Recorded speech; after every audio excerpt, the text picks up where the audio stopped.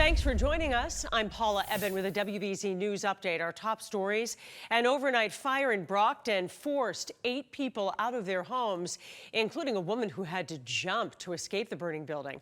The fire started just after 11 p.m. Monday at this 2.5-story home on Warren Avenue.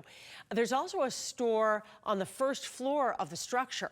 Fire officials tell us everyone who lived in the building got out. The woman who jumped was taken to the hospital. We don't know her condition, and the cause of the fire is under investigation. This afternoon, nurses will be on Beacon Hill testifying in support of a bill which would create tougher punishments for people who assault healthcare workers.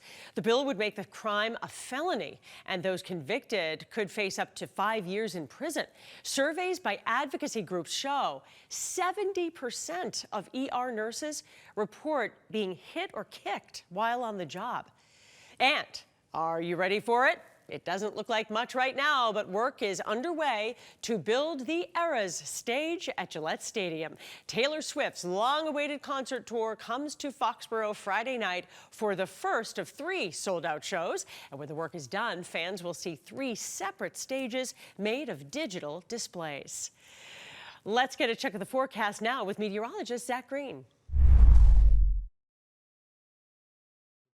Up bone dry conditions, and yes, fire still in the conversation. We've seen a few brush fires around southern New England over the course of the last day or two, and with a setup like this, we may ultimately spark off just a few more if we get any quick ignition. So a red flag warning remains in effect for today, and they'll probably extend it into Wednesday as well. The reason it's a red flag warning and no longer a fire weather watch is everything seems to be imminent as of now. What was the watch yesterday is just more of the ingredients and kind of the setup. We are well within the midst of that consideration for the moment, with the exception of those on Cape Cod, Martha's Vineyard, and Nantucket. With the winds coming off the water, it's introducing some relatively higher dew points, which is giving us more moisture content, diminishing the fire risk east of Buzzards Bay. It is bone dry, and we're not getting any of that moisture influence off to the north and west, and that's why we're going to consider this over the next day, maybe even 18 hours or so. It'll probably carry us into Wednesday morning. And speaking of fires, you see this pink stream that's coming out of western Canada. This is the plume of smoke that's traversing right through the Great Lakes and actually landing here in most of New England. It's going to be a slate gray scene across the board. That's not exactly cloud cover. That's some of the smoke particles and aerosols that are sort of blanketing and filtering out the sun. That'll stick with us for most of the day. Wind speeds jumping up as well, 25 to 30 miles per hour for the moment. A bit of a rocky ride if you're going to be heading out towards the islands. Slightly calmer values, if you want to call it that, just over in the North Shore and Cape Ann.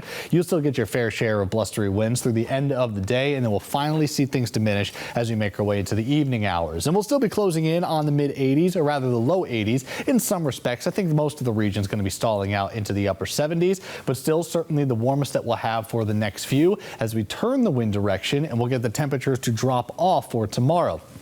So today is about maybe 15, 20 degrees above average, more seasonable conditions for the middle of the week. We could actually be touching upon the upper 50s as we go from northern Worcester County over into southern New Hampshire. With that northerly breeze, it's still going to be around 25 miles per hour. There's certainly a cooler spell, or at least a cooler feel to the air to go along with mostly sunny skies Wednesday afternoon. Maybe just a little hint of moisture in the morning hours after a front passes to allow a few spotty showers, but I don't think that's going to be the main scenario tomorrow. It's more about the cool down on tap and real cool conditions as we wake up on Thursday morning. In fact, we've got overnight lows getting down to the 30s, if not the 20s in some isolated areas. So if you're thinking about planting, you may just want to hold off on the gardens for another day or two. Could be the final frost of the season as things are certainly looking up towards the end of the week. No rain in sight though, so make sure we continue to water everything. Lawns, gardens, whatever you have hanging, they're all going to need a drink just like us. It has been bone dry. You probably felt a little bit chapped over the past few days. Friday, absolutely perfect. Mostly sunny skies. We're into the low 60s, and then we're tracking in some rain chances for Saturday and possibly Sunday too. As of now, we're starting to line things up more towards Saturday evening. So for the Taylor Swift concert, we may have to be rain ready, at least in the second show of the 3-day spell. We'll keep a close eye on that in the coming days. I'm Paula Eben. This has been a WBZ News Update.